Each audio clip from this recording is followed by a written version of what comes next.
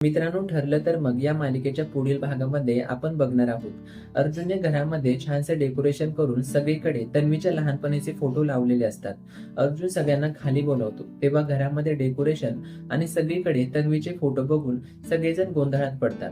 एवढ्यात तन्वीने फोटोमध्ये लहानपणी जो ड्रेस घातला होता अगदी तसाच ड्रेस घालून सायली खाली येते. सायली आणि अर्जुन नेमकं काय करणार आहेत कुणालाच काही समजत नाही. सगळेजण पेचात पडतात.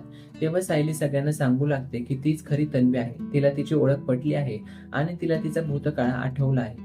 सायलीचं हे बोलणं ऐकून सुभेदार आणि किल्लेदार कुटुंब थोड्या वेळकरता सुन्नच होतं. त्यांना काहीच क्लिक होत नाही. एवढ्यात राकेश सुद्धा तिथं आलेला असतो. आता राकेश सायली आणि अर्जुनला खोटं पाडण्याचा प्रयत्न करू लागतो.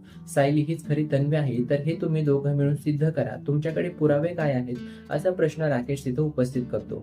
एवढ्यात अर्जुन त्याच्याकडे जो डीएनए रिपोर्ट असतो तो सगळ्यांना दाखवतो. प्रतिमा आणि सायलीचा डीएनए मॅच झालाय असं अर्जुन सगळ्यांना म्हणतो. अर्जुनने मधुभाऊंना सुद्धा तिथं बोलावून घेतलेलं असतं. मधुभाऊ सुद्धा भूतकाळातील त्या सगळ्या घटना सगळ्यांना समजावून सांगू लागतात की सायली त्यांना कशी भेटली होती आणि ती कशा प्रकारे खरी तन्वी आहे. हे सगळं मधुभाऊ सगळ्यांना सांगतात.